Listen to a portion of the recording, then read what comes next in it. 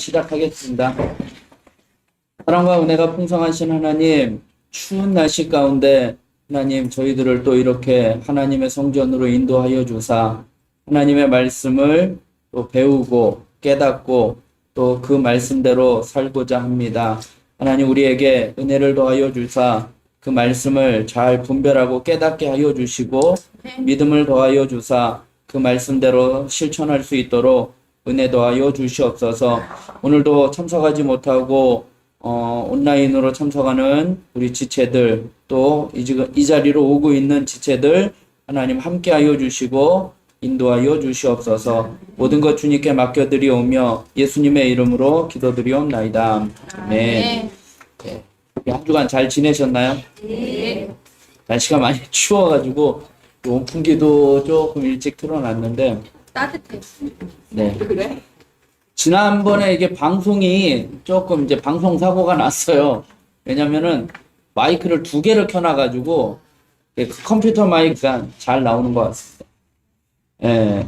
이제 구약의 시대가 이제 점점 이제 뒷부분으로 이제 중반을 넘어서게 됩니다. 그래서 조금 어려워요. 이제 그동안 이제 우리가 잘 알지 못했던 내용을 이제 다루게 되다 보니까 어떻게 보면 또 지루하기도 하고 이제 뭔 내용인지를 몰라요. 지난번에는 이제 그래도 다윗, 솔로몬 뭐 이렇게 왕들에 대해서 이야기를 나눴는데 이제는 나라가 이제 분열되다 보면 열왕기상, 열왕기하를 읽어오신 분들은 아실 거예요. 뭐 북쪽에 이스라엘 왕, 뭐 남쪽에 유다 왕, 뭐 이 왕이 생기고 저 왕이 사람 이름 외우는 것도 힘든데 우리나라 이름도 아니고 외국 이름인데다가 이름이 또 뭐 르호보암, 여로보암, 뭐 여우야킨, 여우야킴 뭐 이런 식으로 이름이 또 비슷비슷해가지고 헷갈리는데 오늘 시간이 되면 그 왕들을 좀 한번 훑어보려고 하는데요. 오늘 제가 프린트물을 나눠드렸어요. 그래서 이스라엘의 왕들이 이제 나라가 분열되고 난 다음에 남쪽 유다의 왕들, 그 다음에 북쪽 왕들을 이렇게 프린트물로 해서 나눠드렸습니다. 온라인으로 참석하신 분들은 제가 카톡으로 사진 이렇게 올려드릴게요. 근데 분열왕국 시대가 지난 시간에 이제 솔로몬이 우상숭배로 인해서 이제 나라가 이제 멸망하는 상황에 이제 처하게 됩니다. 그래서 나라가 2개로 나눠져요. 2개로 나눠지는데 이스라엘이 나눠지는 게 남쪽과 북쪽으로 나눠져요. 우리나라하고 비슷한 점이 많이 있어요. 우리나라도 지금 남북이 분열되어 있는데 분열되어 있다는 점에서 이스라엘과 우리나라가 제일 이렇게 같은 두드러지게 이제 같은 공통점이 있는데 그 이유도 나눠지는 이유도 이스라엘과 우리나라가 좀 비슷해요. 어떤 거냐? 첫 번째는 뭐냐면 내부적인 계층의 갈등이에요. 내부적인 계층의 갈등이라서 유다 지파, 그러니까 지금 다윗을 기준으로 해가지고 다윗이 유다 지파에서 왕이 된 거잖아요. 그리고 그의 아들 솔로몬이 왕이 된 거니까 다윗 때부터 유다 지파가 기득권을 잡고 있는 거잖아요.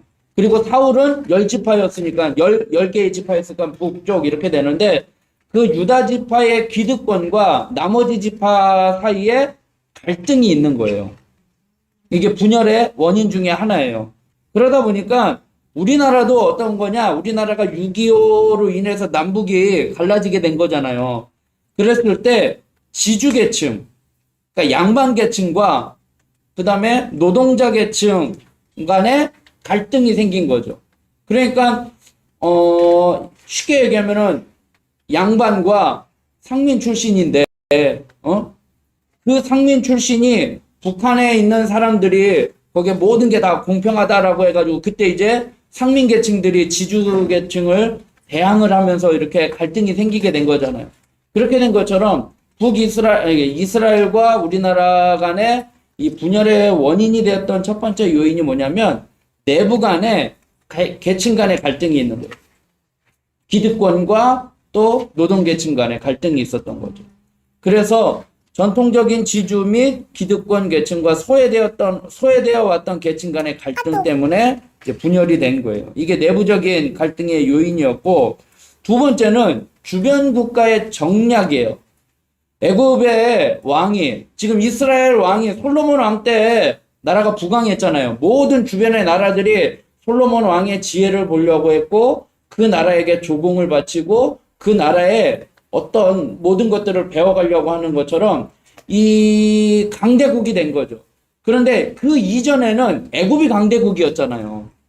이스라엘 백성들이 애굽의 노예로 생활했던 것처럼 애굽이 늘 강대국의 역할을 했었는데, 다윗과 솔로몬 시대에 하나님의 은혜 가운데 나라가 부강해지다 보니까 이 애굽의 왕이 이스라엘의 세력을 꺾으려고 공작을 펴게 돼요.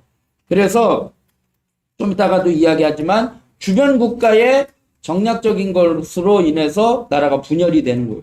우리나라도 마찬가지로 6.25 때 소련과 미국, 중국, 일본 이러한 것으로 이해관계 때문에 나라가 분열되는 요인이 된 것처럼 주변 국가의 정략적인 내용이 있다는 거죠. 그 다음에 세 번째는 영적인 이유예요. 영적인 이유는 뭐냐면 솔로몬이 우상 숭배한 거죠. 하나님 앞에 범죄해서 그것으로 인해서 하나님이 심판하셔서 나라가 분열되는 것처럼 우리나라도 우리나라가 이제 해방 직후에 벌어진 교계 내부에 분열이 생기게 된 게 뭐냐면 일제시대 때 신사참배 문제. 이걸로 인해서 그때 너희들은 신사참배하지 않았느냐? 우리는 그래도 신사참배하지 않았다라고 하면서 종교계의 영적인 문제에서 갈등이 생기게 된 거예요. 그래서 우리나라의 누구예요? 돌아가신 분 누구죠? 네? 그 목사님이 자기도 일제시대 때 신사참배했다고. 네, 한경직 목사님. 한경직 목사님이 자신이 또 회개하고 고백했던 것처럼 그 시대에는, 지금이야 그때 상황이 어쩔 수 없는 상황이었고 그런 상황이었다라는 거를 우리가 이해는 하지만 그 시대 때에는 그게 정말 큰 영적인 문제였던 거예요. 어떻게 하나님을 섬기는 목회자들이 신사참배를 할 수 있느냐? 이 문제 때문에 교회 간에 영적인 갈등이 생겨서 그것으로 인해서 또 나라가 분열되는 요인 가운데 하나가 된 것입니다. 이렇게 분열된 나라가 북이스라엘과 남유다로 나뉘게 되었고, 우리나라도 북쪽과 남쪽에 나뉘게 되는데, 이게 북이스라엘과 북한과 우리나라가 비슷한 이유가 뭐냐면, 먼저 북이스라엘과 북한의 유사점은 뭐냐면 둘 다 북쪽에 위치해 있다라는 거예요. 그 다음에 또 하나는 영토가 남쪽보다 넓다라는 거예요. 북한이 우리나라 남한보다 영토가 좀 넓고 북이스라엘이 영토가 좀 넓다라는 거죠. 그 다음에 북쪽 이스라엘과 북한의 유사점은 영적으로 더 타락했다라는 거죠. 그러니까 지금 북한에는 영적으로는 지금 많이 피폐한 상태에 있는 거잖아요. 지하교회에서 생활을 하는 것처럼. 그러면 남한의 유사점은 뭐냐? 따로따로 안 나오네. 둘 다 남쪽에 위치했고 영토가 작고 영적인 정통성을 유지하고 있다는 거예요. 이게 이스라엘 민족과 우리나라의 비슷한 점을 알 수 있다는 거죠. 그런데 이 남한이 북이스라엘과 비슷한 점이 하나 있는데, 그러니까 지금 북한과 북이스라엘, 남한과 남유다 이렇게 비슷한 점인데, 우리 지금 남한이 북이스라엘과 비슷한 점은 뭐냐면 인구가 많다는 거예요. 인구가 많다는 것과 그에 따른 사회가 사치와 향락에 더 물들어 있다는 거. 이게 남유다, 북이스라엘과 우리 남한과의 공통점이라는 것이죠. 그러면 이제 오늘 분열왕국에 대해서 살펴보도록 하겠습니다. 한번 줄거리 같이 읽겠습니다. 시작. 왕국은 줄기차게 멸망하기로 하고 질방하며 멸망하게 하다. 네.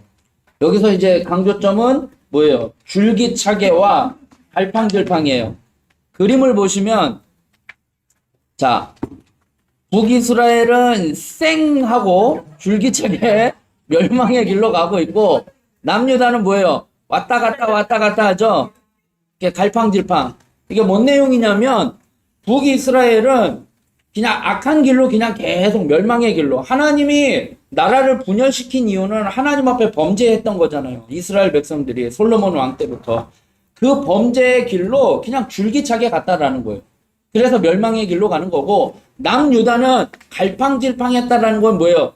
때로는 하나님의 마음대로, 하나님의 뜻대로 행했던 왕이 있고, 그리고 또 우상을 섬겼던 왕이 있다라는 것이죠. 그러니까 어느 때는 하나님의 뜻대로 살아가고, 어느 때는 또 하나님의 반대로 살아갔던 이유였다라는 거죠. 그래서 좀 더 이제 분열 왕국을 오늘은 세 가지로 좀 살펴보려고 해요.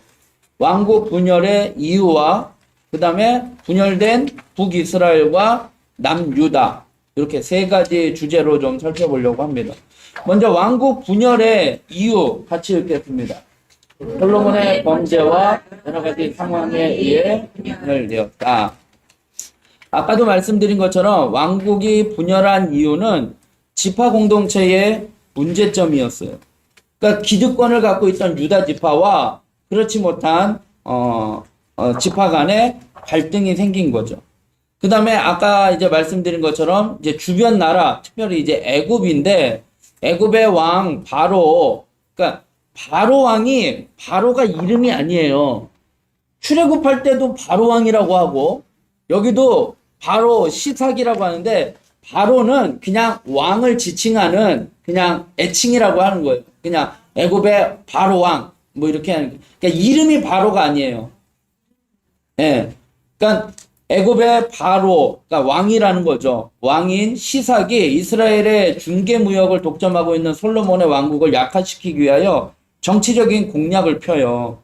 그래서 나라를 분열시키기 위해서 내부 반란자를 도와줘요.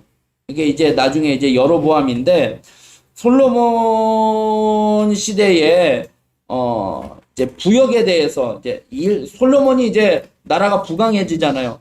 성전도 지었고 왕국도 지었고 뭐 여러 가지 뭐 이런 것들을 일을 하다 보니까 일이 너무나 고역이 된 거예요. 그리고 영적으로 타락하다 보다니까 이제 반란의 조짐이 일어나게 되는 거죠. 그래서 반란을 일으키려고 이제 불만을 갖고 있는 사람들이 일어나면 이제 막 숙청하려고 하니까 애굽으로 도망가게 된 거예요. 애굽으로 도망가니까 애굽 왕이 기회는 이때다. 이 사람들을 잘 해가지고 반란의 씨앗을 키워주게 되는 거죠. 돕기 시작하는 거죠. 그리고 에돔이라는 주변 나라 왕자 하닷이 애굽에 또 가가지고 있다가 이제 돌아오게 되는데, 열왕기상 11장을 한번 찾아볼게요. 오늘 열왕기상 11장부터 이제 보는 거예요. 지난번에 사무엘상 11장에 다윗이 타락하기 시작했고, 열왕기상 11장부터 솔로몬이 이제 타락하기 시작했다라고 했는데, 열왕기상 11장 14절의 말씀을 보면, 여호와께서 찾으셨어요. 532쪽. 532쪽. 열왕기상 11장 14절. 보면 여호와께서 에돔 사람 하닷을, 이 왕자예요, 일으켜 솔로몬의 대적이 되게 하시니 그는 왕의 자손으로서 에돔에 거하였더라. 하나님께서 이 솔로몬의 우상 숭배로 인해서 하나님이 그 나라를 이제 멸망시키는데, 하나님이 에돔 사람 하닷을 일으켰대요. 그러니까 하닷을 이제 준비시키는 거죠. 그 다음에 또 23절이요. 11장. 또 하나님이 또 엘리야다의 아들 르손을 일으켜 솔로몬의 대적자가 되게 하셨다 말씀을 하고 있어요. 그 다음에 26절에 보면 솔로몬의 신하 느밧의 아들 여로보암이 또한 손을 들어 왕을 대적하였으니, 그러니까 세 사람이 그렇게 반란의 요지가 일어나게 되는 거예요. 그래서 에고방, 그 다음에 르호보암의 정치적인 미숙함이에요. 이 솔로몬의 왕 아들이 르호보암이에요. 르호보암이 왕이 됐는데 이 솔로몬의 우상 숭배가 근원적인 이유라면 이 르호보암은 르호보암이 정치적인 미숙함이 있어요. 뭐냐면 이제 아버지 솔로몬이 우상 숭배한 게 그게 제일 이제 근본적인 원인이었고 그의 뒤를 이은 이제 르호보암이 정치적인 미숙함이 있는데 뭐냐면 이제 왕이 되다 보니까 이제 정치를 어떻게 해야 하는지 그것을 이제 하다가 보니까 왕위를 즉위하려고 이제 세겜으로 이제 갔는데 아까 여로보암이라는 사람이 있었죠. 애고방이 이제 도와줬다고 하는 사람. 이 여로보암이 르호보암을 찾아가요. 르호보암을 찾아가가지고 뭐라고 하냐면 아버지 때 노역이 너무 많았다. 뭐 성전도 짓고 왕궁도 짓고 뭐 여러 가지 그런 거를 짓다 보니까 백성들이 너무 힘드니까 그 노역을 좀 줄여달라. 세금을 좀 줄여달라라고 이야기를 해요. 그러다 보니까 그럼 잠깐만 기다려 봐라. 내가 좀 우리 신하들하고 좀 상의를 해보겠다라고 하면서 이 노론 나이든 이제 아버지 때에 같이 일을 했던 이제 노론들한테 원로 그룹들한테 이제 물어봐요. 그러니까 뭐라고 이야기하느냐? 줄여줘야지 된다. 아버지 때는 너무나 이렇게 하다 보니까 힘드니까 줄여줘야지 된다. 알았다. 그리고 난 다음에 또 누구한테 물어보느냐? 소론. 자기하고 같이 자라왔던 젊은 이제 신하들한테 물어봐요. 그러니까 뭐라고 이야기하느냐? 아니다. 아버지 때보다 더 강하게 해야 왕권이 더 세질 수 있다라고 이야기를 해요. 그래서 그 말을 들으면 안 된다라고 이야기를 해요. 열왕기상 바로 뒤에 성경책은 펼치시고 12장 10절부터 볼게요. 535쪽 열왕기상 12장 10절 함께 자라난 소년들이 왕께 아뢰어 이르되 이 백성들이 왕께 아뢰기를 왕의 부친이 우리의 멍에를 무겁게 하였으나 왕은 우리를 위하여 가볍게 하라 하였은즉 왕은 대답하기를 내 새끼 손가락이 내 아버지의 허리보다 굵으니 내 아버지께서 너희에게 무거운 멍에를 매게 하였으나 이제 나는 너희의 멍에를 더욱 무겁게 할지라 내 아버지는 채찍으로 너희를 징계하였으나 나는 전갈 채찍으로 너희를 징계하리라 하소서. 이렇게 이야기를 해버리는 거예요. 그러다 보니까 이 르호보암이 그 소론들 자기하고 같이 지내왔던 사람들의 말을 그냥 수긍을 하는 거예요. 그렇게 해서 여로보암이 찾아왔을 때 그렇게 이야기를 해버리는 거예요. 그러니까 여로보암이 어떻게 하겠어요? 이게 안 되는 거잖아요. 나라가 더 어려워지다 보니까 그때 여로보암이 반란을 일으키게 되는 거예요. 그런데 이제 반란을 일으키려고 하다 보니까 이제 그게 안 되니까 일단은 애굽으로 피신을 갔다가 거기서 이제 도모하다가 이제 오게 된 건데 이게 르호보암이 자기가 어느 정도 힘이 있을 때는 그걸 밀어붙일 수 있는 건데 지금 솔로몬으로 인해서 나라가 지금 쇠약해져 가고 있는 상황에 르호보암이 왕이 됐을 때 그게 통하지가 않는 것이죠. 그래서 이 원로들과 소론, 이 나이 젊은 사람들과의 이 갈등의 문제가 생긴 거예요. 그래서 원로들은 이스라엘은 절대로 전제 국가가 돼서는 안 된다라는 거예요. 왕이 그렇게 다스려서는 안 돼. 이스라엘의 진정한 왕은 하나님입니다. 하나님 앞에 온전하게 나아가야지 된다. 사사시대 때도 경험을 해본 거잖아요. 그리고 왕정시대 때도 사울왕 때도 경험을 한 거고 솔로몬 왕 때도 지금 경험을 하는 거니까 진정한 우리의 왕은 하나님이시니까 하나님 앞에 맡기고 백성들을 그렇게 강하게 인간 왕이 다 좌지우지할 수 있는 문제가 아니다라고 이야기를 하는 거예요. 그런데 소장들은 나이 젊은 사람들은 아니다. 이스라엘의 주변의 나라들을 봐라. 주변의 나라들과 같이 왕이 모든 것을 다 다스리는 것처럼 그렇게 해야지 된다라고. 이 모든 현실적인 이게 모든 게 다 오늘 아까 세 사람 나왔잖아요. 하나님들을 반란을 일으키셨다라는 거예요. 근데 하나님이 분열시키게 만든 건데 뭐예요? 그거는 솔로몬의 범죄 때문이라는 거예요. 하나님이 솔로몬에게 분명히 경고를 하셨음에도 불구하고 솔로몬은 그것을 따르지 아니하는 거죠. 그러나 그나마 와라가 망하지 분열만 된 거예요. 그것 다윗과 맺은 하나님께서 다윗이 내 마음에 합한 왕이다라고 이야기했잖아요. 다윗이 늘 하나님 앞에 하나님의 뜻을 따르고 하나님을 생각했던 왕이었기 때문에 하나님이 그와의 맺은 언약, 성경은 보통 범죄하면 징벌하고 끝나는데 그 다윗 왕가가 끝나지 않고 유다 결국은 이제 남아서 그 대를 이어가게 되는데 언약인데 사무엘 앞으로 넘어갑니다. 사무엘 열왕기 거기는 그대로 놔두시고요. 사무엘 하 7장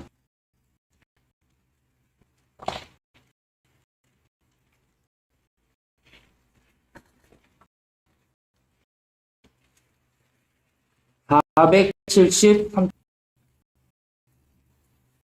사무엘 하 7장 11절부터 보겠습니다. 전에 내가 행하여 내 백성 이스라엘을 다스리던 때와 같이 아니하게 하고 너를 모든 원수에게서 벗어나 편히 쉬게 하리라.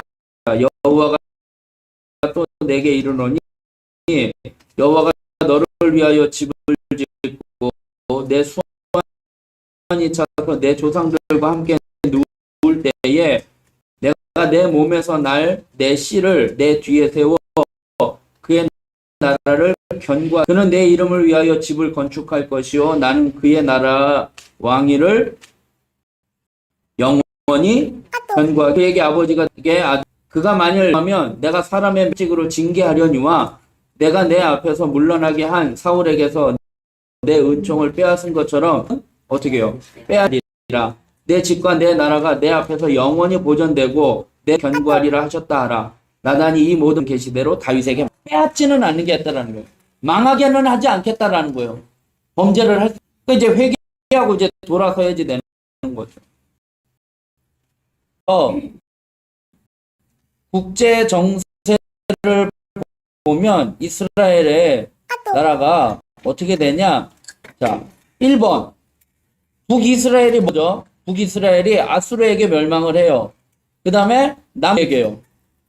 바벨론으로 잡혀가게 돼요. 그러고 난 다음에 아수르는 바벨론이에요. 뭐를 점론이 이제 강대국이 되면서 아수르를 멸망시키고 바벨론 멸망. 페르시아 때 페르시아 왕 느부갓네살 왕 때 다시 포로에서 귀환이 되는 거예요. 돌아오게 되는 거예요. 그 다음에 페르시아는 그리스에게 멸망을 당해요.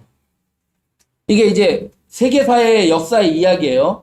그리스에게 멸망을 당하고 그 다음에 잠깐 이스라엘이 반란을 일으켜가지고 독립을 하게 돼요. 그러다가 나중에 어디에 로마에게 멸망을 당하는 거죠. 그러니까 예수님 시대 때 이스라엘을 점령했던 나라는 로마였죠. 그래서 로마 병정들한테 못 박히고 죽게 되는 것처럼 이게 이스라엘의 전체적인 그러한 내용입니다. 자, 그러면 이제 북이스라엘을 좀 살펴보겠습니다. 같이 읽겠습니다. 여로보암의 길을 따라갔던 불의한 왕국. 그러면 여로보암이죠. 여로보암이 이제 10지파를 데리고 이제 나라를 이제 세우게 됩니다. 그런데 정통성이나 카리스마가 좀 부족한 거예요. 왜냐하면 정통성은 르호보암이죠. 솔로몬의 아들이 르호보암이다 보니까 북이스라엘의 운명은 첫 왕이 여로보암에 의해서 결정되고 말아요. 왜냐하면 왕국이 분열되고 난 다음에 처음에는 하나님의 뜻에 의해 북왕국이 생기게 된 거예요. 그래서 하나님께서 여로보암에게 네가 좋은 거죠. 이제 하나님이 또 그를 세우신 거니까 나라 르호보암이 정치적인 미숙함과 하나님의 뜻을 따르지 않는 것 때문에 이제 왕이 되었는데 하나님의 뜻에 의해서 왕이 된 것까지는 좋았는데 이제 문제는 뭐냐면 성전이 예루살렘에 있잖아요. 성전이 예루살렘에 있다 보니까 지도를 보면 지금 이제 조그맣게 나오는데 예루살렘이 여기 있죠. 우리나라처럼 뭐 38선이 딱 있어가지고 경계가 있어가지고 뭐 넘어가고 못 가고 이렇게 되지는 않았던 거예요. 그냥 나라가 이렇게 돼 있는 건데 그러다 보니까 성전이 예루살렘에 있어서 백성들이 절기만 되면 어디로 가는 거예요? 예루살렘으로 가는 거예요. 그러다 보면 이들의 마음이 변심할까봐 남유다에 가가지고 그냥 거기에서 또 생활하고 그냥 그쪽으로 몰려갈까봐 이 여로보암이 처음에는 하나님의 뜻 계획 가운데 왕이 되었고 백성들을 생각하는 마음에 노역을 줄여주고자 그렇게 해서 왕이 됐는데 이 이스라엘 백성들에 대한 변심할까 하는 두려운 마음 때문에 범죄를 저지른 거예요. 뭐냐면 이 남유다 내려가는 이스라엘의 이 최남쪽에 있는 게 여기 베델이라고 돼 있죠. 요 베델과 최북단에 있는 단에다가 뭘 세우느냐? 이 금송아지를 세워놓는 거예요. 금송아지를 만들어 놓고 거기에서 제사를 드리게 하는 거예요. 예루살렘까지 갈 필요 없어. 여기서 제사를 드려라고 그 남쪽 이 베델과 최북단 단에다가 두 곳에다가 금송아지를 세우고 백성들로 하여금 섬기게 한 것이에요. 이게 여로보암의 잣대가 되어버린 거예요. 그래서 북이스라엘의 멸망의 길로 가는 그 기준이 여로보암의 악한 길로 갔다라고 할 정도로 북이스라엘의 왕들을 재는 척도가 돼버린 거예요. 이 여로보암이 금송아지를 만든 것 때문에. 하나님을 믿는 게 쉽지는 그잖아요. 인간이 만든 신이고 인간의 이해 안에 폭 안에 거기에 다 들어있는 게 우상이라는 거죠. 그런데 하나님은 우리의 생각 안에 갇혀 계신 분이 아니잖아요. 우리가 아무리 상상을 해도 우리는 우리의 생각 밖에 계시는 분이 하나님이시는 거죠. 그래서 우리가 신앙생활 하는데 여로보암과 같이 불안한 거예요. 보이지도 않고 느껴지지도 않고 만져지지도 않고 음성을 들을 수도 없고 그리고 우리의 생각과는 전혀 또 다른 방법으로 하나님이 역사하시니까 잘 모르는 거예요, 우리가. 그러다 보니까 불안한 거예요. 근데 우상은 딱 확보가 되잖아요. 눈에 보이고 거기에 있고 그 다음에 또 우리가 어떻게 하면은 그 우상 앞에 가가지고 어떻게 하면 되겠다. 가가지고 뭐 108번뇌를 하든 뭘 하든 뭐 재물을 갖다 바치든 뭔가 눈에 보이는 그런 것들이 있으니까 내가 이만큼 갖다 주면은 그 신이 나를 도와주겠지 하는 그런 뭔가가 있다라는 거예요. 그러나 하나님은 보이지도 않고 그걸 뭔가 내가 어떤 액션을 취하려고 해도 뭐 어디다가 어떻게 해야 할지를 모른다라는 거예요. 그러니까 우리가 불안해하는 거죠. 그리고 전에도 말씀드린 것처럼 우상은 그냥 딱 거기에 있으니까 보고 돌아서면 끝이에요. 내가 마음대로 할 수 있는 거예요. 근데 하나님은 어디에나 계시잖아요. 항상 우리를 따라다녀요. 그러니까 제가 어렸을 때 집집마다 그거 있잖아요. 예수님 초상화 있잖아요. 성화. 그거 있는데 제가 이제 부모님 몰래 이제 막 게임하고 뭐 할 때 근데 딱 하는데 예수님하고 눈이 마주친 거예요. 너무 끔찍한 거예요. 제가 이게 죄를 짓고 있다라는 생각에. 그래서 제가 한 행동은 뭐냐면 액자를 뒤집어 놓은 거예요. 예수님하고 눈 안 마주치게. 그런데 하나님은 항상 어디에 계시잖아요. 늘 우리를 쫓아다니잖아요. 내가 어디를 가든 어디에 계시든 늘 쫓아다닌다는 거예요. 그러니까 내가 마음대로 못 사는 거예요. 그러니까 불안하는 거죠. 이게 문제가 되는 거죠. 그러니까 우상숭배가 더 쉬운 거예요. 이스라엘 백성들이 자기 소견에 오른 대로 사사시대 때 나와 내 집은 여호와만을 섬기겠노라 라고 여호수아가 유언을 했지만 이스라엘 백성들이 우리도 그렇게 살겠습니다라고 했지만 이방 사람들이 사는 모습을 보면 너무나 그게 눈에 보이잖아요. 곡식을 위해서 풍년을 위해서 어느 신에게 가가지고 막 재물 바치고 막 눈에 보이니까 그 신이 도와주는 것 같고 근데 그 사람들이 기도하는 거 보니까 진짜 풍년이 되는 것 같고 우리도 그렇잖아요. 우리가 기도할 때는 안 들어주는데, 그리고 믿지 않는 사람들은 더 잘 되는 것 같은 거 보면은 정말 그 사람들이 뭔가가 있지 않을까, 그렇게 유혹에 빠지게 되는 거예요. 그래서 여로보암은 금송아지를 만든 것뿐만 아니라 또한 임의로 절기를 만들어 버려요. 이스라엘 백성들이 매년 절기에 이렇게 지켜야 할 그 절기를 한 달 뒤에 따로 날짜를 만들어 가지고 이때가 여호와의 절기다라고 해가지고 절기를 지키게 하는 거예요. 그리고 지금 우상을 만들어 놔서 제단을 만들어 놓은 거잖아요. 거기에 임의대로 제사장까지 세워버렸다는 거죠. 그래서 여로보암은 이제 나중에 이제 죽게 되는 거예요. 그래서 이 프린트물을 이제 보시면 북왕국 이스라엘의 왕들이 이렇게 보이시죠? 뭐 여로보암, 나답, 바아사, 엘라, 이제 지금 오늘 보든지 아니면 다음 시간에 볼 텐데, 통치를 마감한 이유 있죠? 통치를 마감한 이유. 거기 보면 죽음, 바아사에 의해 살해됨, 죽음, 살해됨, 사사람, 죽음, 살해 맞아 죽음, 난간에서 떨어짐, 살해됨, 죽음, 죽음, 죽음, 죽음, 살해됨, 살해됨, 죽음, 살해됨, 살해됨, 끌려감. 이렇게 나와요. 그러니까 북이스라엘이 왕들이 그렇게 멸망해요. 근데 뒷장을 넘겨보세요. 남왕국은 어떻게 되느냐? 죽음, 죽음, 죽음, 죽음. 하나님이 치심. 그러나 예후에 살해됨, 살해됨, 살해됨. 반역하여 죽임. 하나님이 치심. 거의 다 죽어요, 그냥. 그러니까 북이스라엘과 남유다의 차이가 뭐냐면 살해되는 게 별로 없어요, 남유다는. 북이스라엘은 거의 살해되었잖아요. 죽었다라는 거는 생명을 다하다가 죽은 건데, 그러니까 그렇게 차이가 있는 거예요. 그래서 좀 이따도 살펴볼 수도 있는데, 북이스라엘의 대표적인 왕 가운데 하나가 왕조, 세 번째 왕조 시므리라고 있죠. 통치 기간이 며칠이에요? 7일이에요. 시므리가 어떻게 왕이 돼요? 그 엘라를 어떻게 됐어요? 시므리에 의해 살해됐죠.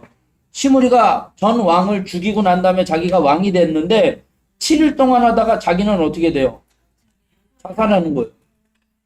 그러니까 북이스라엘의 왕조들의 역사를 보면 평탄하지가 않은 거예요. 그 다음에 북이스라엘의 대표적인 왕이 이제 오므리 왕이라고 하는데, 오므리 왕의 주요 업적은 뭐냐면 수도를 사마리아로 옮겨요. 그리고 이제 오므리 왕가, 이제 네 번째 왕조죠. 오므리 왕조가 이제 시작이 되는데 그의 아들이 누구예요? 오므리 다음에 누가 왕이 돼요? 아합이 왕이 돼요. 아합은 우리가 잘 아는 왕이죠. 정치적으로는 굉장히 잘한 왕이었어요. 그러나 군사적으로 물질적으로는 번영했지만 영적으로 타락했던 왕이에요. 왜 그러느냐? 누구 때문이냐? 그의 부인 이세벨 때문에. 이세벨은 누구냐? 시돈 왕 엘발의 딸이에요. 그런데 이 엘발, 그러니까 이제 아버지죠. 그 장인어른. 그러니까 시돈의 왕인데 그 사람은 또 제사장이에요. 우상을 섬기는. 그러니까 그의 딸은 당연히 그 아버지 때문에 바알, 아세라 신을 퍼뜨리는, 오늘날로 이야기하면 전도사와 같은 여자예요. 그러니까 결혼하면서 이스라엘의 바알과 아세라 신을 들여오게 된 거죠. 그래서 나중에 이제 싸우게 되는 일이 나오잖아요. 엘리야와 이 바알과 아세라 선지자들 850명과 싸우는 내용이 나오죠. 아합은 그래도 나름대로는 신앙이 있었던 사람이에요. 왜냐하면 나봇의 포도원을 빼앗기는 사건이 있어요. 빼앗는 사건이 나와요.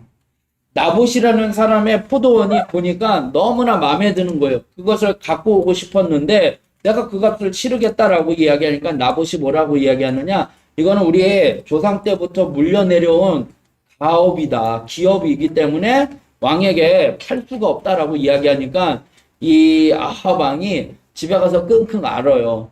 끙끙 앓으니까 그의 아내 이세벨이 뭐 때문에 그러느냐 하더니 저 나봇의 포도원 때문에 그렇다라고. 뭐 그거 갖고 걱정을 하느냐 해가지고 이 나봇을 거짓 증인을 세워가지고 그 사람을 죽여요. 그리고서 그 땅을 포도원을 차지하게 되는 거예요. 그러니까 나봇은 처음에 그것을 차지하고 싶었는데 어떻게 해요? 그게 조상 때부터 내려온 하나님의 그 율법의 말씀대로 조상 때부터 물려온 그 기업이기 때문에 건드리지 못하는 것처럼 그는 그래도 그런 신앙은 있었던 사람이었던 거죠. 그리고 이제 하나, 둘, 셋, 넷, 다섯 번째 왕조의 첫 번째가 누구죠? 예후죠. 예후가 이제 왕가가 이제 오래 가요. 예후 왕가가 하나, 둘, 셋, 넷, 다섯 명의 이제 왕을 통해서 이제 오래 가는데 정변이 많이 일어나요. 북이스라엘은. 살해됐고 뭐 이렇게 하는 것처럼 한 6번에서 7번 정변이 일어나는데 왜냐? 왕권에 정통성이 없기 때문이에요. 북이스라엘은 정변이 일어났는데 남유다는 정변이 없어요. 아까 이제 뭐 남유다에 보면 누구에 의해 살해되었다라고 이야기하잖아요. 그런데 그 문제를 백성들이 그 문제를 일으킨 사람들을 다 처리해버려요. 이해가 되시죠? 그러니까 북이스라엘은 정변을 일으켜요. 내가 선왕을 죽이고 내가 왕이 됐는데 또 누군가가 나를 죽이고 그 사람이 왕이 되고 또 왕이 되고 하는데 남유다는 그 정변을 일으켜서 왕이 된 사람을 그 다음 왕이 그 사람을 죽이는 게 아니라 백성들이 처리해버렸다는 거예요. 그러니까 남유다는 정통성을 계속 유지해 갈 수 있었던 방법이라는 거예요. 그렇게 될 수 있었던 이유가 뭐냐면 다윗이 사울왕을 죽일 기회가 있었잖아요. 그때 하나님이 기름 부으신 자는 죽일 수 없다라고 이야기한 것처럼 사울을 손대지 않았기 때문에 그 정통성이 남유다에게는 계속 유지가 된 거죠. 여로보암은 반역으로 시작했던 나라였기 때문에 한 명도 건질 왕이 없어요.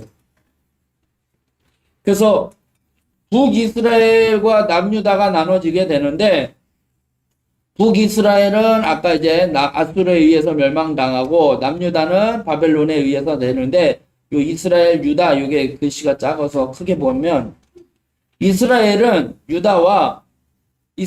선한 왕이 한 명도 없어요. 19명의 왕이 있었는데 악한 왕만 19명이 있었고 남유다는 몇 명이에요? 왕이? 20명인데 한 명은 여왕이에요. 한 명은 여왕인데 선한 왕은 8명이 있고 악한 왕은 12명이 있었던 거예요. 그러니까 갈팡지팡했던 것을 이제 우리가 알 수 있는 거죠. 그렇게 해서 북이스라엘은 722년에 아수르에 의해서 멸망당해요. 이 19명의 왕 중에 7명만 자연사를 해요.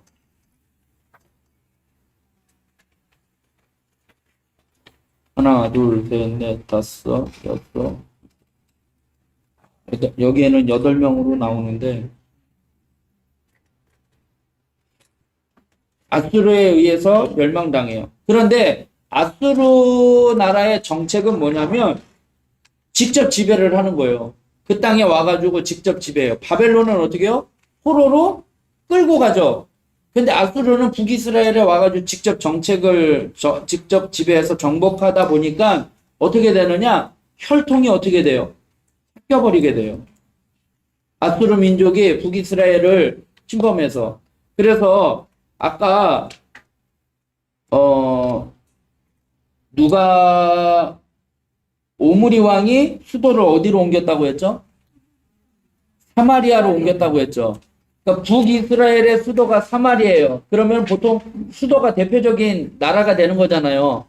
그런 것처럼 이스라엘 백성들이 사마리아 사람들을 어떻게 취급했어요?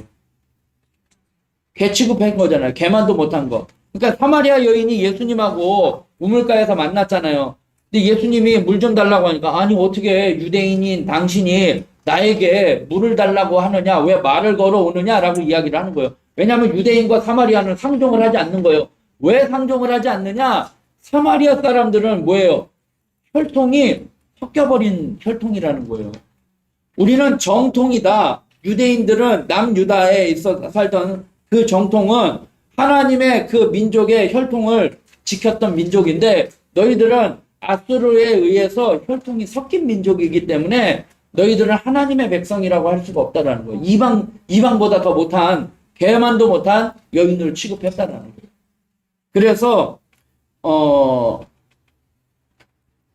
혈통이 섞임으로 인해서 이제 그런 취급을 받게 되는 게 이제 북이스라엘 사마리아 이제 사람들이 되는 거예요. 그 다음에 이제 남유다에 대해서 이제 같이 읽겠습니다. 남유다. 다윗의 의로운 길을 따르다가 벗어났다가 하던 변덕스러운 왕국. 남유다는 이제 왕이 아까 북이스라엘의 왕을 재는 척도는 누구예요? 여로보암이죠. 여로보암의 악한 길을 따랐다, 안 따랐다. 이제 뭐 거의 다 악한 길을 따랐다. 성경에 보면 여로보암 왕의 이름이 계속 나와요. 왕들의 이름을 하면은 그 왕들을 따라 여로보암의 그 길을 따라갔다라고 이야기해요. 그런데 남왕국은 지금 갈팡질팡하는 거잖아요. 선한 왕이 있고 악한 왕이 있어요. 그런데 그 왕들이 길을 재는 척도가 뭐냐? 다윗이에요. 그래서 성경에 보면 다윗의 길을 따라갔던 왕은 선한 왕이고 그렇지 않았던 왕은 악한 왕으로 표현을 하고 있는 거예요. 그래서 다윗의 길을 따른 왕은 대표적인 왕이 그 프린트물을 보면 히스기야와 요시야 왕이에요. 히스기야 왕은 종교개혁을 일으켰던 왕이에요. 그리고 성전을 보수하고 우상숭배를 타파했던 사람이에요. 그리고 이제 이제 북이스라엘을 멸망시킨 아수르 군대가 쳐들어왔을 때 어떻게 해요? 그 문서 있잖아요. 너희 항복해라 라고 하는 그 공문서, 그 문서를 들고 하나님 앞에 나아가 기도했던. 그래서 하나님이 그 아수르를 멸망시켜줬던. 그리고 또 히스기야의 대표적인 게 또 뭐예요? 하나님이 너는 이제 죽을 거다 라고 이야기했을 때 하나님 앞에 기도해서 15년 연장받은 거죠. 15년 연장받아가지고 그때 태어난 아들이 누구냐면 므낫셋 왕이에요. 근데 그 므낫셋 왕이 제일 악한 왕이에요. 네. 그런데 자 한번 생각해 보세요.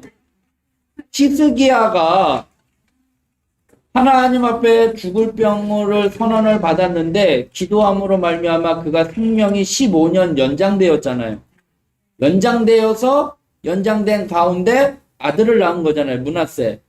근데 그 므낫세는 제일 악한 왕이었지만 만약에 히스기야가 아들을 낳지 못하고 죽었더라면 어떻게 되었을까? 예수님이 태어날 수 없는 거예요. 그죠? 그러니까 어떻게 보면 므낫세라는 악한 왕이 태어난 것일 수도 있지만 하나님은 그의 생명을 연장시켜 줌으로 말미암아 하나님의 약속의 계보를 통해서 예수 그리스도가 태어나게 되었다는 거예요. 그것을 또 우리가 생각해 볼 수 있는 거예요. 그다음에 요시야 왕도 신실한 왕으로 성전을 보수하다가 보니까요, 옛날 그 우리나라는 뭐 이렇게 지금 뭐 인쇄술이 발달됐지만 옛날에는 성경을 다 필사를 했거든요. 필사를 했는데 신명기서를 필사한 그거를 찾아내요. 성전을 보수하다 보니까 성전 안에서 신명기 원본을 찾아서 그것을 읽다가 아, 이스라엘 백성들이 지금 죄를 범하고 있구나라는 것을 깨닫고 종교 개혁을 또 일으켰던 왕이 그 요시야 왕이에요. 그래서 히스기야도 종교 개혁을 했지만 산당은 없애지는 못했어요. 이방 신들이 섬겼던 그 산당들 있잖아요. 그것까지는 없애지는 못했지만 이 요시야 왕은 그거를 없앴는데 개혁을 했던 사람이죠. 그런데 이제 국제 정세와 시대를 읽는 정치적인 감각이 조금 떨어져요. 그러니까 다윗왕을 지난번에 다윗왕에 대해서 이야기할 때 다윗은 뭐라고 얘기해요? 영적으로나 정치적으로나 뭘 갖춘 왕? 균형을 갖춘 왕이라고 했잖아요. 다윗은. 그러니까 다윗은 영적으로도 뛰어나지만 정치적으로도 뛰어났기 때문에 이 균형을 잘 갖춘 왕이었는데 이 요시야 왕은 어떻게 보면 영적으로는 뛰어났을 거예요. 산당도 없애고 종교개혁도 하고 그러나 정치적인 부분에서는 조금 미흡해서 국제 정세를 읽지를 못해요. 그래서 애굽왕 바로와 싸우러 가다가, 그러니까 쉽게 얘기하면 애굽왕이 그 북이스라엘을 멸망시킨 아수르 있죠. 이 아수르하고 싸우러 나갈 때 이 요시야 왕이 그 중간에 껴서 애굽왕하고 싸워요. 그러니까 국제 정세가 애굽왕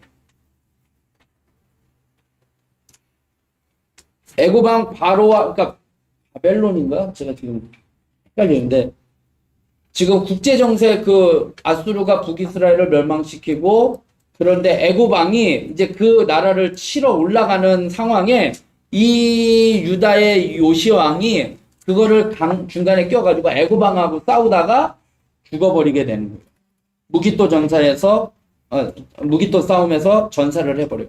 그러니까 국제 정세를 알았더라면 그 싸움을 그냥 내버려뒀으면 나중에 그 국제 정세가 바뀌어서 오히려 애굽하고 같이 합세해가지고 그 나라를 이렇게 쳤으면 남유다가 멸망당하는 일에 조금 뭐 뒤로 밀려났던가 어떤 국제적인 정세가 바뀌었을 텐데 그 정세를 읽지를 못하다 보니까 중간에 이 애굽 군사들과 애굽하고 싸우다가 전사를 하게 되는 거죠.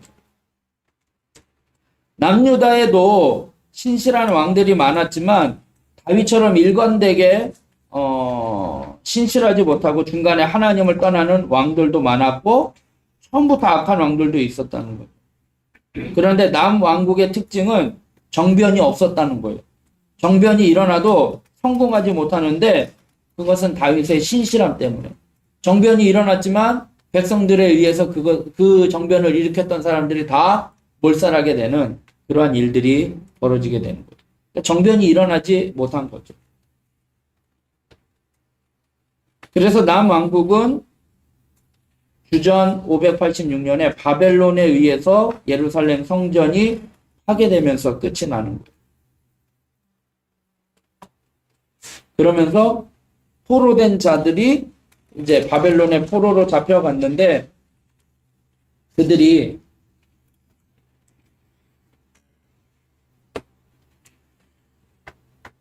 나중에 돌아오게 되는 거죠.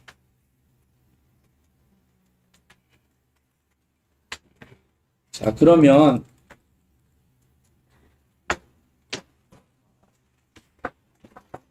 왕들에 대해서 좀 더 훑어볼게요. 북왕국부터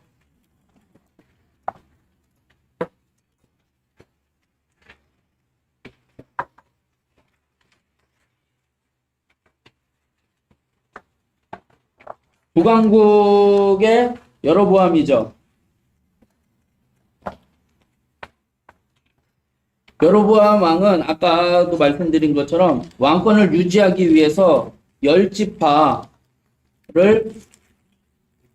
예배하기 위해서 성전에 가는 것을 막기 위해서 금송아지로 신을 만들고 사마리아 지방의 단과 베델에 금송아지를 별도로 세우게 된 왕이죠.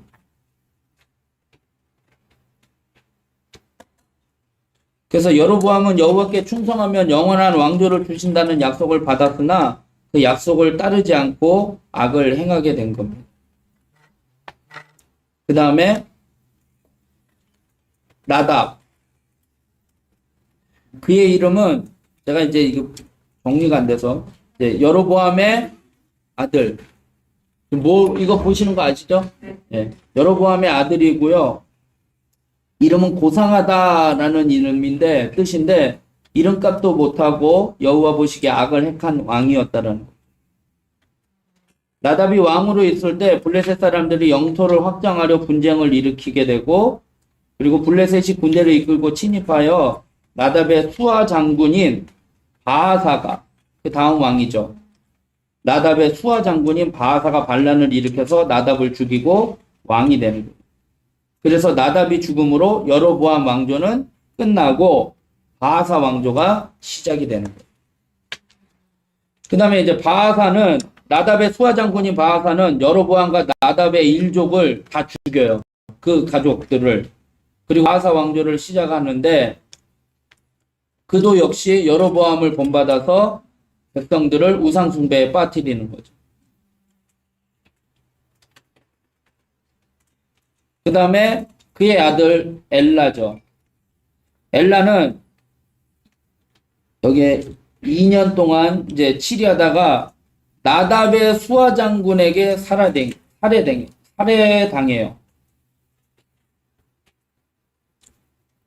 그 사람이 시므리라고 나오죠. 그러니까 바하사 엘라는 나답의 수하 장군인 나답이 수하의 장군에게 바하사에게 살해당하는 거예요.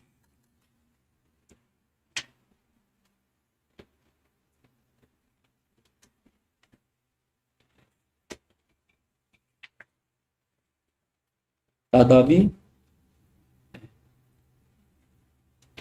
시므리가 후방에 남아 있다가 반란을 일으켜서 엘라와 그 일가를 다 멸하고 바하사 왕조를 무너뜨려요. 그래서 시므리가 이제 왕이 되죠. 그런데 7일 동안 왕조를 이끌어가는 거죠. 온 이스라엘의 군대가 반기를 들고 일어나자 시므리는 자결을 해요. 그래서 백성의 절반은 다음 왕이 될 디므리를 따르고 나머지는 오므리를 따르게 되는 거예요. 근데 이제 여기에는 이제 오므리가 나오는 거죠. 디므리는 6년간 시므리 왕조를 이끌어가요. 그런데 디므리와 오므리가 1006년간은 서로 반목하며 북이스라엘을 다스리지만 오므리가 승리해서 오므리의 왕조, 시므리의 왕조를 멸하고 오므리 왕조가 시작이 되는 거예요. 근데 이 오므리의 이름의 뜻은 하나님을 숭배하는 자라는 뜻을 갖고 있는데 나라는 부강하게 하지만 여호와 보시기에 악을 행하는 왕이었어요. 그래서 오므리 왕조의 이제 제일 악한 왕, 그의 아들 아합이 왕이 되는 거죠. 아합도 아수르에 대한 대비책을 세워요. 북이스라엘을 멸망시킨 아수르에 대한 대비책을 세우는데 시돈 왕 엘엣 바할과 관계를 맺어요. 그러니까 동맹을 맺는 거죠. 북이스라엘을 멸망시킨 그 아수르 있잖아요. 그 나라를 대비하기 위해서 동맹을 맺어요. 자기가 이제 나라를 부강시켜야지 되는데 그 동맹을 맺은 게 시돈 왕 엣바알과 관계를 맺고 그의 딸 이세벨을 취하여 후일을 대비하는 거예요. 아수르를 이제 대비하려고. 그런데 엣바알이라는 그 시돈 왕은 왕뿐만이 아니라 우상 아스다롯의 제사장을 겸하고 있었던 왕이었다는 거죠. 근데 그 딸이 이세벨이 바알과 아세라 신을 갖고 이제 들어오게 된 거죠. 그래서 수도 사마리에다가 바알 신전을 세우고 그 다음에 남신 바알과 여신 신상을 또 세우는 거죠. 호화로운 생활은 상하궁전을 지음으로 극에 달했고 세계 역사상 최초의 종교적 사상적 대탄압을 행한 장본인이 되었다는 거죠. 그 다음에 아하시아 42세의 왕이 되어 1년 동안 다스렸으나 병사해요. 병이 들었는데 이 병이 들은 것을 바알세불에게 그러니까 이제 이방 종교 우상이잖아요. 그에게 병 낫기를 간청을 하는 거예요. 그러니까 엘리야가 아니 하나님이 있는데 왜 하나님 앞에 물어보지 아니하고 이방 신에게 너의 병이 낫지 안 나을지를 물어보느냐 해서 너는 죽을 것이다 라고 이야기를 해서 죽게 되는 거예요. 그래서 아들이 없어 죽어서 그의 동생 여호람이 왕위에 오르게 되는 거예요.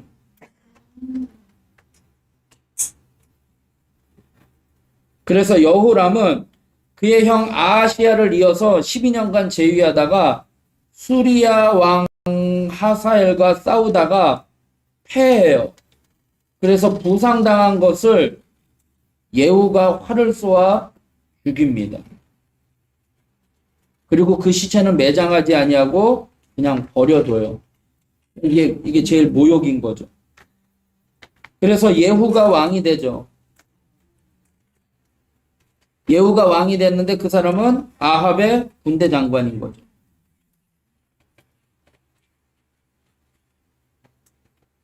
엘리사가 이 예후에게 기름을 부어요.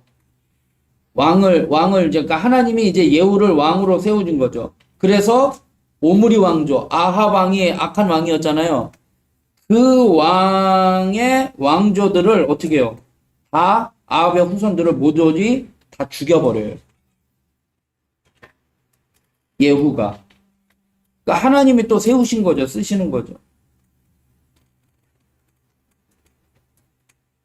그래서 여호람 왕과 아하시야, 이세벨 등이 이 예후에게 다 죽임을 당하게 됩니다.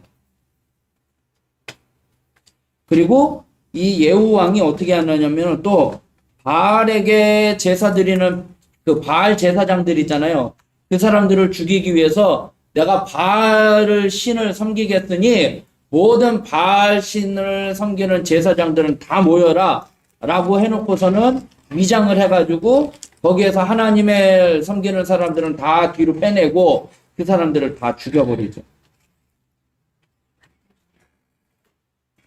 그래서 이 같은 예후의 행위에 따라 여호와는 그의 후사에게 4대의 왕위를 계승하셔요. 그래서 그 뒤에 왕이 이제 계승을 했지만 예후는 진심으로 율법을 지키지 않았고 여로보암의 왕의 또 그 일을 따라갔기에 결국 여호와께서 하사엘을 시켜 이스라엘을 찢게 만드는 원인을 만들게 되는 거죠. 그 다음에 여호야하스죠. 여호야하스는 우상숭배에 빠져서 음행과 술수를 저지르고 거기서 떠나지 아니하여서 하나님 앞에 분노를 샀던 왕이었습니다.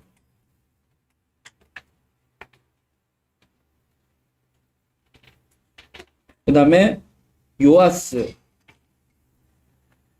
엘리사와 요아스의 활에 대한 이야기가 있을 거예요, 아마. 그 요아스 왕은 엘리사가 요아스에게 이야기를 해요. 왕이 화살을 쏘십시오. 창문을 열고 쏘시라고 했을 때 아람과 싸울 때 활을 쏘거든요. 그때 힘이 없을 때 이제 엘리사가 도와서 활을 하나 쏴요. 그래서 하나님께서 이 아람 왕과 싸울 때 승리를 주실 거다라고 이야기해요. 그리고 난 다음에 또 엘리사가 이 왕에게 화살을 주면서 땅바닥을 치라라고 이야기를 해요. 그런데 3번만 땅 쳐요. 그러니까 엘리사가 화를 내요. 아니 더 치지. 더 한 5번 치지. 그렇게 치지 않았다고 해서 당신은 3번 쳤기 때문에 3번만 승리하고 완전히 이기지는 못할 것이다 라고 이야기를 하는 게 이 요아스와 엘리사의 이야기가 있어요. 그 다음에 여로보암 2세죠. 처음에 왕이 여로보암 1세라고 하면 이 여로보암 2세는 자기가 이스라엘 옛 영토를 다시 회복했던 왕이에요. 그런데 그 사람이 정치적으로 뛰어난 왕이어가 아니라 주변의 여건에 의해서 주변의 나라들이 막 어수선한 가운데 그것을 얻게 되는 거죠. 그냥 들으셔요. 그 기록하지 않아도 이게 여러분 이 사람들의 왕에 대해서 잘 알 필요가 없는 거예요. 할까 말까 하다가 하는 거예요. 그 다음에 스가랴. 스가랴는 6개월간 재위하다가 평민인 살룸에 의해서 그 뒤에 왕이죠. 살룸에 의해서 맞아 죽게 됩니다.